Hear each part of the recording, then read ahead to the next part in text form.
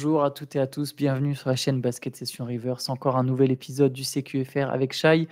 Il y a eu beaucoup de matchs cette nuit, il y a eu 9 matchs. C'était une soirée du play-in, pas du play-in, du in-season tournament. Il s'est passé beaucoup de choses et sans doute vu les images de Rudy Gobert. Avant qu'on se penche sur tout ça, j'aimerais vous remercier encore une fois pour vos premiers retours sur le livre Une saison en enfer, donc livre qui est disponible sur basketsession.com. Les préventes ont été lancées hier et on a vraiment beaucoup de retours positifs. Je vous avoue que ça fait très plaisir. Donc voilà, je tenais à vous remercier là-dessus. Et puis voilà, pour ceux qui ne connaissent pas, qui n'ont pas encore entendu parler du concept, allez voir sur basketsession.com. De toute façon, sur la chaîne, on devrait bientôt vous faire une petite vidéo pour vous détailler tout ça un peu plus en détail. Mais voilà pour le livre. Passons au match. Shai, passons à l'action de la soirée qui est malheureuse. J'ai le sourire, mais c'est quand même grave. Enfin, grave. C'est surtout invraisemblable. C'est stupide, invraisemblable, tout ce que tu veux. C'est ce geste de Draymond Green hier soir lors du match entre les Timberwolves et les Warriors. Victoire des Timberwolves 104-101. Ça devient presque anecdotique parce qu'au bout de 1 minute 30, en fait, 3 joueurs expulsés, Draymond Green, Jaden McDaniels et Klay Thompson. Première altercation entre Thompson et McDaniels qui mène à une espèce de mêlée générale au milieu du terrain. Gobert intervient pour essayer de séparer Klay Thompson et McDaniels. En tout cas, les images donnent l'impression qu'il est en train de séparer. Lui aussi a dit qu'il était en train de séparer. Et Draymond Green qui déboule par derrière, qui attrape Rudy Gobert, qui l'étrangle pendant plusieurs secondes par derrière, qui ne le lâche pas. C'est ultra long. Hein. Et je ne sais même pas si à l'UFC c'est légal ce qu'il lui a fait. On sent qu'il y avait toute sa rancœur envers Gobert. On sait qu'il y a une certaine animosité entre les deux joueurs qui ne s'aiment pas. Il y a déjà eu plusieurs pics interposés. On sent la rancœur d'un geste. En fait, il avait envie de se faire Gobert, quoi. Et si tu écoutes Rudy après le match là, dans les quotes qui sont sortis, il dit que c'est juste parce que il fait ça à chaque fois que Curry est pas sur le terrain, et là Curry était blessé. Et puis, enfin, faut le dire, l'action, ça survient après 2 minutes de jeu, donc c'est d'entrée. Même pas 2 minutes. Il n'y a même pas eu de panier. Il n'y a même pas eu de panier. Et alors ouais, il a peut-être voulu se le payer, mais pour Rudy, de son point de vue, il a surtout voulu sortir du match parce qu'il n'était pas prêt à assumer la responsabilité de l'équipe. La citation, c'est genre, il veut pas qu'on voit le joueur qu'il est vraiment quand il n'y a pas Steph, quoi. Bon, après, ça, c'est une pique de Rudy. On le laisse juge de cette affirmation, hein, mais par contre, ce qui est absolument certain, c'est que c'est surtout avec le CV, enfin le CV, ce serait gentil, le casier judiciaire de Draymond. Je dis pas qu'on l'avait défendu après la patate sur Jordan Poole, mais on avait un peu tempéré en disant c'est des choses qui malheureusement peuvent arriver dans les vestiaires, dans les groupes et tout. Là, je veux dire, il n'y a aucune raison pour lui de faire ça, même si tu veux séparer, même si tu veux bousculer un mec. Là, il le traîne, il l'étrangle, il le traîne. La scène, elle paraît super longue. On dirait qu'il le traîne pendant 1 minute. Alors, ça dure certainement que 10 secondes, mais c'est dangereux, quoi, par derrière. Enfin, là, je pense qu'ils vont. La Ligue pourra pas fermer les yeux sur cette séquence-là, je pense. Bah oui, puis sa deuxième expulsion en quelques jours. Il avait déjà un peu fait le malin avec Anthony Edwards lors du premier match entre les Timberwolves et les Warriors. Il y a un historique de toute manière avec Draymond. D'ailleurs, pendant les derniers playoffs, il a pris un match de suspension. La NBA avait reconnu que son historique avait pesé sur l'épisode avec Domantas Sabonis. Là, je pense qu'à un moment, il risque une sanction lourde. Alors, par lourde, ils ne vont pas lui mettre 50 matchs, mais 3-4 matchs quand même, je pense. Moi, j'allais dire, il faudrait qu'il en prenne au moins 5 ou 10, en fait. Je serais même pas surpris que ça aille jusqu'à 10, tu vois, à un moment. Le geste est dangereux. Bon, après, voilà, moi, je préfère la police. La NBA lui mettra la sanction que la NBA veut lui mettre. Mais de toute façon, je pense que Draymond, il ne changera pas de toute manière. Il l'a dit. Hein, tu te rappelles, ces derniers jours, on disait dans les CQFR, Draymond, il est en train de se disperser un peu. Il passe son temps à défendre son droit à être Draymond Green et tout ça. Enfin, et comme par hasard, là, hop, il nous refait un truc comme ça. Juste, moi, je pense qu'il y aura pas. Je pense pas qu'ils vont aller jusqu'à 10 matchs de suspension. Parce qu'on avait déjà même vu des mecs se mettre des patates ou des semi-patates dans des matchs et ils n'avaient pas pris autant. Donc, mais c'est pas pareil que mettre des patates. Non, je suis d'accord. C'est gestes quasi dérangeants parce que tu sais pas ce qui peut se passer. On a vu des scènes. Je veux pas non plus aller trop loin, mais on a déjà vu des scènes de rue où des mecs se font étrangler et ils se relèvent pas, quoi. Donc, alors, c'est pas non plus le cas là. Et il a réussi à lâcher prise à un moment, mais je pense ça va aller entre 3 et 5 matchs. Moi, perso, si je dois faire un pronostic, je pense que ça va être ça. Ouais, 10 matchs, c'est peut-être beaucoup. En tout cas, il y a un truc chez les Warriors. ça fait quand même un petit moment. Ils aiment bien se prendre la tête quand même avec les équipes jeunes qui montent à l'Ouest. Il y a eu des trucs avec les Grizzlies, Ouais. Timberwolves, et cetera. Tu vois, même Clay, déjà avec Devin Booker à un moment, parce que Clay, il est aussi impliqué là-dedans. Alors bon, on en oublie quasiment l'altercation entre Clay et McDaniels. Bon, ça se tire le maillot, ça se chamaille un Ça s'est peu. arraché le maillot même. Clay, il Ouais, a vraiment ouais, Clay, il a fini avec maillot arraché. la résistance des maillots NBA, pas une très bonne pub d'ailleurs, mais Au bout de enfin, tu sais pas, j'ai l'impression que les Warriors, quand ils jouent des équipes jeunes qui montent un peu, il y a une certaine animosité un peu bizarre, je trouve, ils sont passés peut-être par là. que je me trompe, mais Ils ont été l'équipe jeune qui monte à un moment, donc peut-être ouais, qu'ils veulent pas passer le flambeau. ouais, je sais pas, ça m'intrigue. En tout cas, j'ai été déçu aussi d'ailleurs au passage de la réaction de Steve Kerr, Oui. bon qui après bon, je comprends, il défend ses gars, mais voilà, outré que Klay Thompson ait été expulsé, bah, pour moi, c'était normal que McDaniels et Klay Thompson, les 2 rejoignent le vestiaire. Je trouvais pas ça choquant et puis même sur Draymond Green, bon, il joue la carte un peu, genre je veux semi-botter en touche en disant ouais, non, mais Rudy Gobert, on m'a dit qu'il avait ses mains sur la gorge de Klay Thompson. Alors, sur les images, si on regarde l'angle de dos, juste de dos, on a l'impression qu'effectivement, Gobert a son bras autour de Klay, il l'a brièvement. Mais si on regarde l'angle de face, on voit que c'est très bref, c'est pas très fort, et c'est surtout, ça se sent que c'est quand même dans une intention de séparer plus que de s'en prendre à Klay. Il y a plein de monde autour. Mmh. J'ai vraiment pas l'impression que Gobert, il arrive en mode je vais me battre. Lui non plus, d'ailleurs, dit qu'il arrive pas en mode. C'est pas trop le genre de la maison, quoi. Donc bon, c'est. Enfin bon, voilà. Après, voilà, pour revenir au match, bah, les Warriors, ce match, ils l'ont perdu alors qu'ils comptaient plus de 12 points d'avance, alors qu'il leur manquait du coup Stephen Curry qui est blessé. Mmh. Bon, plus de peur que de mal. A priori, il a une blessure au genou, mais il devrait pas manquer trop de temps. Il leur manquait Clay, il leur manquait Draymond. Et ils ont été portés par le rookie Podziemski qui a mis 23 points. Mais au final, ils ont perdu ce match avec, je tiens à le dire, un panier décisif de Karl Anthony Towns. Il met le panier à 3 points à 1 minute de la fin pour redonner l'avantage à Minnesota. Et il a fait un gros match. Il finit à 33 points, 11 rebonds. Et aussi un autre panier décisif, d'ailleurs, celui de Mike Conley à 3 points sur une passe de Edwards. Et je le trouve important. Enfin, je trouve l'action importante dans le sens où Edwards aurait très bien pu forcer le tir. Et il ressort la balle à Conley. Et je pense que c'était une certaine preuve de maturité de la part d'Edwards de faire la passe à ce moment-là. Et il y a aussi une action enfin, j'allais dire pour être chauvin, c'est pas chauvin, c'est factuel. À 40 ou 30 secondes de la fin, il y a que +1 pour Minnesota et Rudy fait une super action défensive où il bloque déjà enfin, il obstrue le passage à Chris Paul au moment où il allait dégainer son petit shoot à mi-distance et il trouve le temps après de sortir défendre sur Saric. C'est Saric qui est dans le corner. Et le contrer à 3 points alors que ça aurait quand même changé beaucoup de choses, je pense, si Saric avait marqué ce panier. Et encore un match de très bon niveau défensif pour Rudy, au-delà du drama qu'il y a eu dès les 2 premières minutes. Yes, allez, on enchaîne. Défaite des Sixers.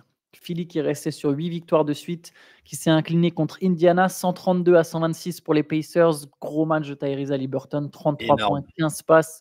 Je crois qu'il n'a pas perdu de ballon. Oui, sur les 2 matchs cumulés, il a perdu aucun ballon ou un Ouais. ballon. Il a dû faire je ne sais pas combien de passes.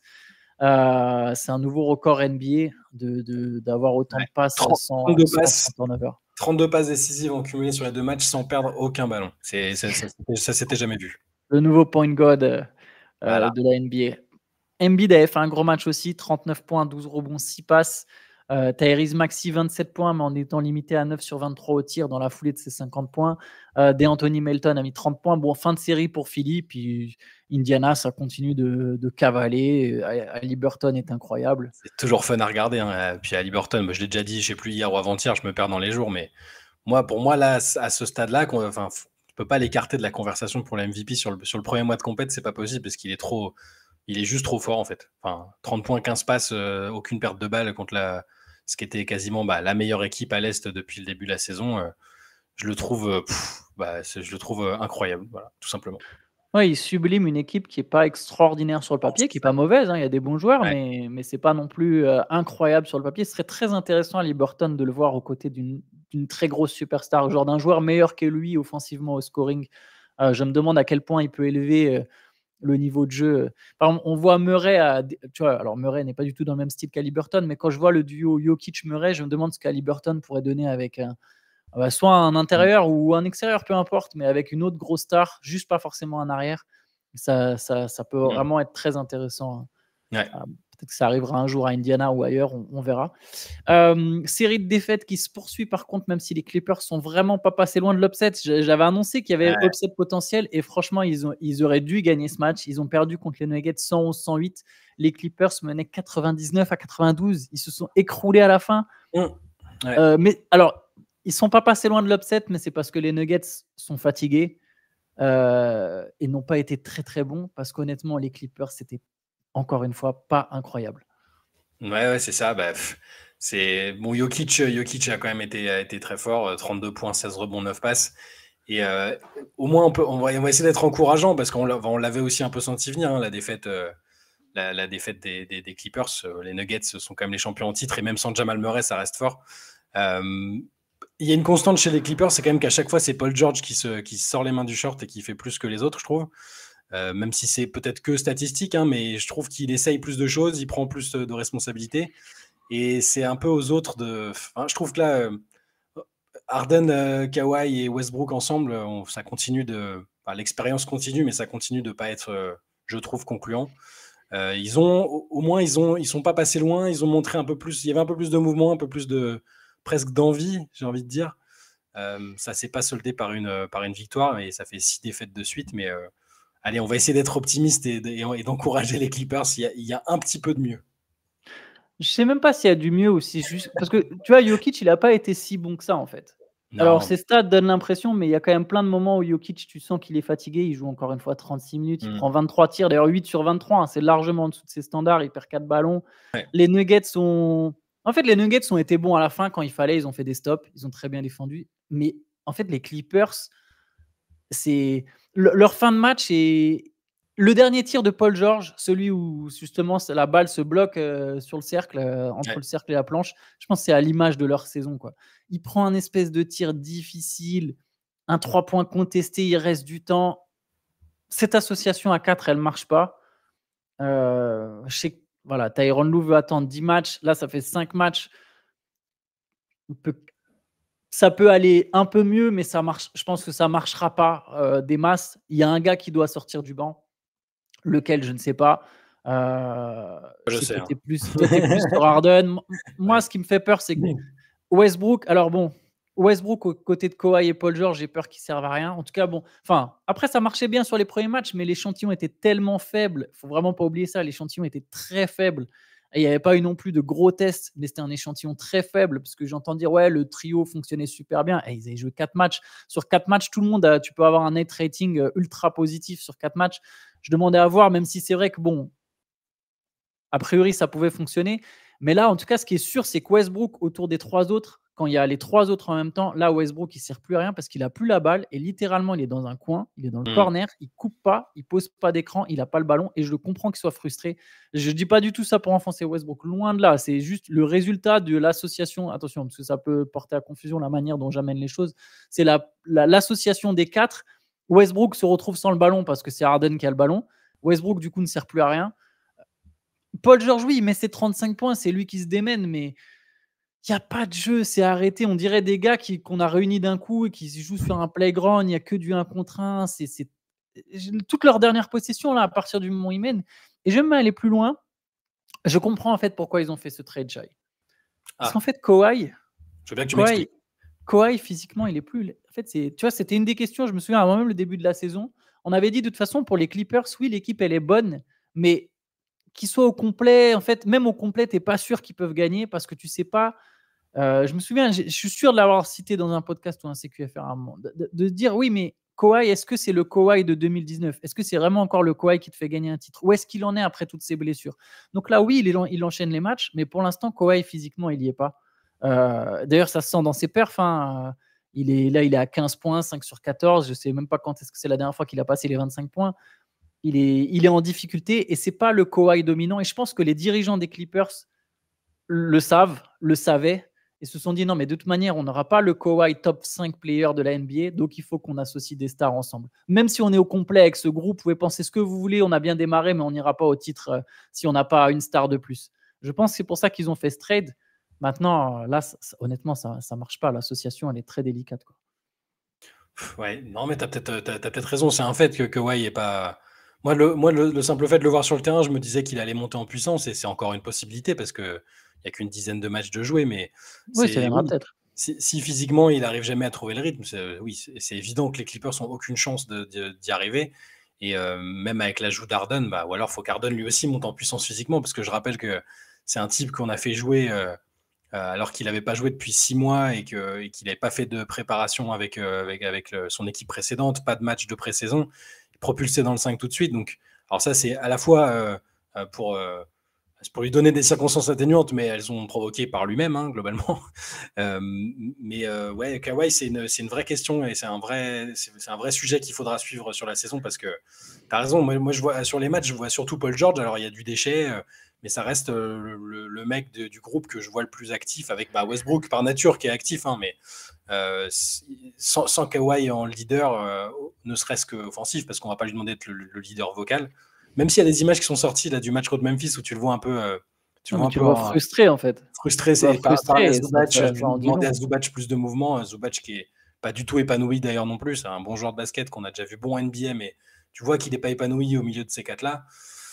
Donc ouais, Kawhi, un point à suivre. Je pense que tu as raison. Ouais. Non, mais il va monter en puissance, mais même s'il monte en puissance, je pense que même s'il redevient fort à un moment, l'idée, c'est de se dire qu'il ne sera pas au niveau qu'il était en 2019 ou qu'il ne sera pas, en gros, le top Mm. 5 player qu'il te faut. On sait qu'une équipe, pour gagner un titre, il faut qu'elle ait un top 5 player. C'est Ouais. quasiment vérifié chaque année. Et si tu n'as pas un top 5 player, bah, tu as intérêt à en accumuler le plus possible entre 8 et 25, tu vois. Et je pense que c'était l'idée derrière ce trade, c'est de se dire, OK, Kawhi, là, même s'il est en forme à son top, top, top, il ne sera pas aussi fort que les Curry, que les Doncic, il sera plus capable d'être aussi Mm. fort que ça. Donc, on accumule des joueurs autour en se disant, bah, l'association de talents fera qu'on peut dépasser le jour où on joue un Jokic en playoff sur une série. On n'a pas le meilleur joueur sur le terrain, mais on a plus de joueurs forts et on finit par gagner. Mais bon, là, pour moi, le fait que Paul George il ait autant de responsabilités en attaque, c'est le signe, en fait, même que justement, d'un coup, Paul George se retrouve obligé d'être première option, lui-même qui était le premier à dire je suis une deuxième option, etc. Enfin bon, on a fait long sur les Clippers, mais on verra si c'est une théorie qui se vérifie. Un autre match, Thunder Spurs, très grosse défaite des Spurs, Shai. Ouais, j'ai Le regardé ça plus petit match de Victor Wembanyama en NBA. 8 ouais. points, 14 rebonds, 4 sur 15 au tir, moins 31 de différentiel. Les Spurs qui coulent 6 défaites de suite. J'ai regardé ça en sortie de late session en me disant ah cool, ça va être bien pour prolonger la soirée. Bah, c'était une purge du point de vue des Spurs. C'était un vrai. Benjamin a titré un naufrage dans son article du jour que vous pouvez retrouver sur le site. Ouais, en fait, il n'y a pas eu le temps d'avoir le duel qu'on pouvait attendre entre Wembanyama et Holmgren, qui ont tous les deux été. Alors, Wembanyama très maladroit, Holmgren discret, mais parce qu'il n'a pas eu besoin de faire beaucoup plus. Et il a été maladroit par rapport à ses standards. Je crois qu'il a 3 sur 10. 3 sur 10, voilà. Mais parce qu'il y avait. OKC a tué, je trouve, était largement au-dessus. Il l'a montré rapidement. Chez Gilgeous-Alexander a été super fort. 28 points, 7 interceptions. Donc, il a aussi montré la facette. Alors, la défense, c'est pas que des interceptions, mais il a montré cette facette-là aussi. Et du coup, il n'y a pas eu de suspense, quoi. Il n'y a pas eu de l'espèce de petite bataille qu'on espérait entre les deux rookies. À part sur le coup d'envoi, hein, à part sur l'entre-deux, on n'a pas vu grand-chose, quoi. Yes, ouais, les Spurs, l'expérience est quand même très compliquée. L'expérience jusqu'à présent, l'équipe, on sent qu'elle est jeune, on sent l'écart avec le Thunder qui est bien en avance sur Ouais. le projet. Et bon, je pense qu'il faut, même si on a compris que les résultats n'étaient pas l'important du côté de San Antonio, il faut peut-être quand même quelques petits ajustements. Parce que bon, ça peut peser aussi sur le moral. Tu vois, tu fais une série de, je sais pas, là, ils en sont à 6. Si tu montes à 10, 12, 13 défaites, ça commence à devenir compliqué, Mm. même pour la production des joueurs. Là, ce soir, tu vois, ils ont été. Enfin, c'est leur pire match depuis le début de la saison, mais c'est quand même pas le premier match où ils se font gifler. Bon, faut qu'il y ait quand même une réaction. On peut enchaîner en rapide avec les autres résultats. 6e victoire de suite, si je dis pas de bêtises, pour Miami. Ouais, Le Heat qui a battu les Hornets 111-105. 32 points de Jimmy Butler. Voilà, un très bon match de Jimmy sa Butler. meilleure Théo perf Maleno était offensive, titulaire. meilleure perf offensive de la saison pour lui. Yes. Brooklyn a battu Orlando. Je le répète, le maillot de Brooklyn, c'est pas possible. 124-104. 124-104, 29 points de Spencer Dinwiddie. Pour Brooklyn, on a appris que Ben Simmons avait des soucis au dos. Ouais. Encore une fois, il n'aura pas besoin d'opération, mais a priori quand même Alors, un petit quart du groupe. Ouais, on sait juste pas si c'est au dos, ils ont été un peu vagues. Justement, on en parlait avec Ben dans la session hier. C'est un peu la partie inférieure gauche et tout, donc on sait pas. C'est pas le même souci exactement que ce qu'il a éloigné des terrains la saison dernière, mais c'est pas rassurant, ouais, c'est sûr. Et éloigné des terrains jusqu'à nouvel ordre. Ouais. Les Pélicans ont battu les Mavericks 131-110. Les Pélicans avaient besoin d'une victoire. Ils ont été portés par Brandon Ingram et par leur rookie Hawkins, qui fait 25 points chacun. Très Une propre. défaite des Mavs. Ouais, il fait une bonne saison. Enfin, en tout cas, un bon début de saison. Ouais. Bon début de carrière, du coup. T'as vu que les Mavs, ils ont commencé à se plaindre. Doncic a dit que c'était, enfin, il a pas dit que c'était que de la faute du parquet, mais que le parquet était trop glissant, un peu trop irrégulier. Que du coup, ils auraient dû le changer comme les Mavs eux-mêmes l'ont changé quand ils avaient accueilli un match du In-Season Tournament. Du play-in, du In-Season Tournament. Mais alors, bon, je sais pas si c'est il y a que le parquet qui peut expliquer qu'ils étaient à genre moins 25 au début du 4e quart-temps. Je ne suis pas sûr.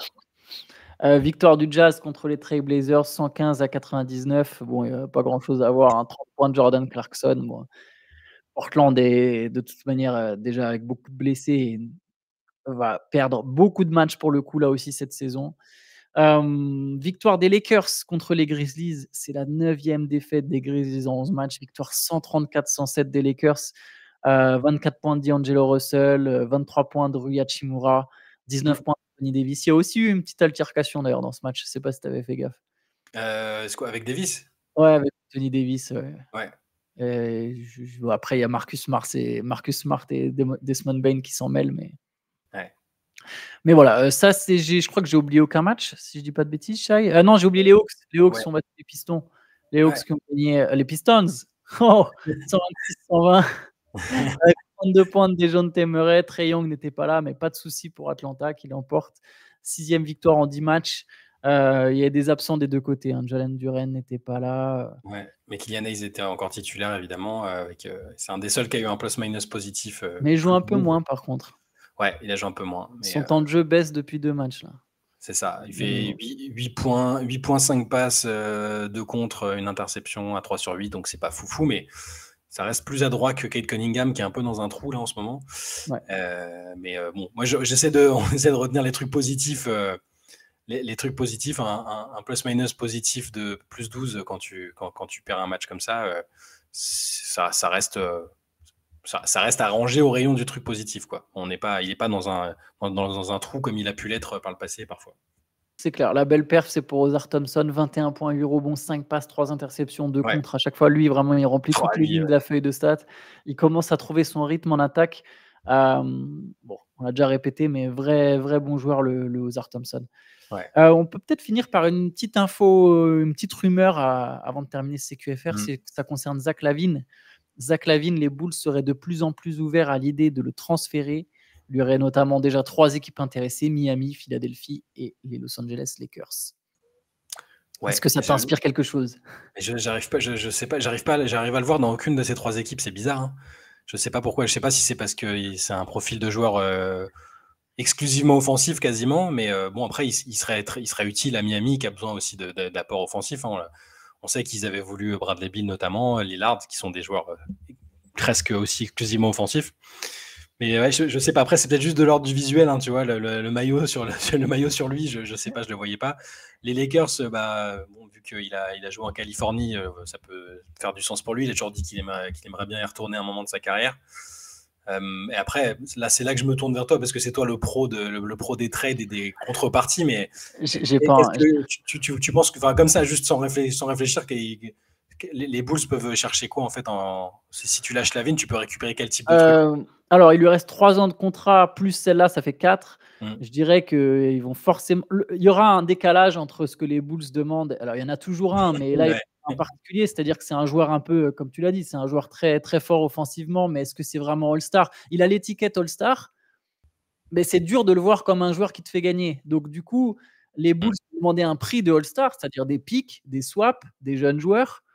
Mais les équipes intéressées, déjà, n'auront pas forcément ça à disposition et n'auront pas envie de se saigner pour Zach LaVine. Tu te saignes pour Joel Embiid, tu te saignes pour Damian Lillard, tu te saignes pas forcément pour Zach LaVine. Maintenant, voilà, il a beaucoup d'années de contrat. Tu as commencé à dire, je ne le vois pas trop à Miami ou dans une de ces équipes-là. Moi, je vais te poser une question. Est-ce que tu arrives à voir Zach LaVine quelque part? C'est très difficile. J'ai commencé à me pencher sur la question. Écrire un article pour Basket Session. Où est-ce que tu arrives à voir Zach LaVine? Il a le profil d'un joueur qui cartonne dans une équipe moyenne, quoi. C'est ça Et pourtant, c'est un mec que j'aime bien. Tu sais, on en a parlé souvent. J'aime bien ce gars. Il a le côté frisson qui peut te claquer des dunks ou alors des séquences à 3 points énormes. C'est un joueur que j'aime bien voir jouer quand dans un certain contexte. Dans une équipe très ambitieuse comme celle qu'on a citée, parce que Miami, Philadelphie, les Lakers, ça espère quand même aller au bout ou pas très loin des finales. Est-ce que je le vois quelque part? À ce stade de sa carrière, c'est vrai que c'est une bonne question et c'est presque cruel, quoi. Mais à un moment je pensais que les Knicks allaient essayer de le faire venir.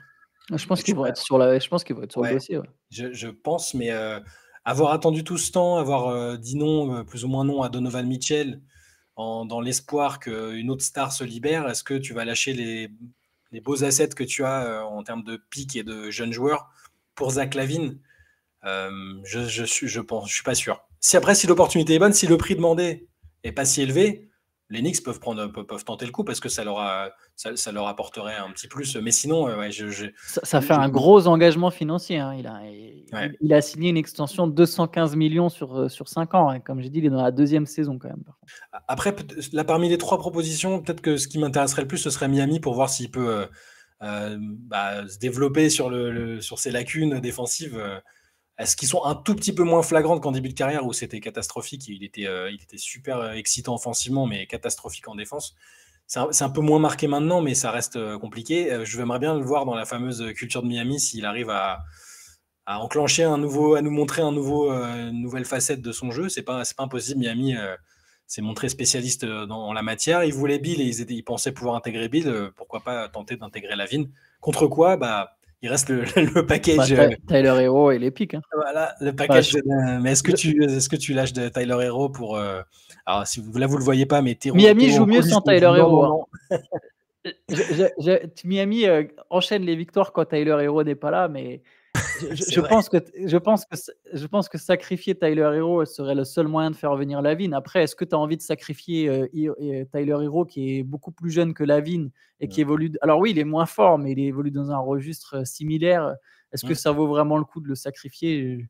Je ne sais pas, sauf si tu es sûr qu'avec cet effectif et LaVine en plus, tu peux vraiment aller chercher le titre, mais sinon, je serais un peu sceptique.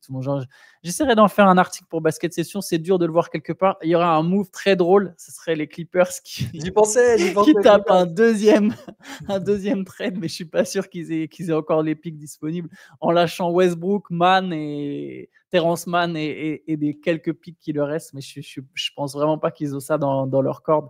Et l'ironie, c'est que ça ne marcherait pas. Peut-être la seule équipe sur laquelle je me dis il y a peut-être besoin d'un profil comme ça, c'est le Magic. Le Orlando Magic a besoin de scoring. Il y a des jeunes, il y a des pics. Mais bon, je suis pas sûr que je le ferais si j'étais Orlando. Mais j'accueille volontiers après un petit peu de frisson à Orlando. Je suis pas contre. Hein. Yes. Bon, on va s'arrêter là-dessus. De toute façon, on aura d'autres occasions, je pense, de parler de Zach LaVine. N'hésitez pas à aller sur Basket Session faire un tour pour aller voir le livre Une saison en enfer ou pour aller voir les infos. Bien sûr, toute la NBA, on traite quand même toute l'actualité aussi à l'écrit. Donc, jetez un œil à tout ça et puis nous, on se retrouve dès demain pour un nouveau CQFR. Bonne journée à tous. Bonne journée à demain.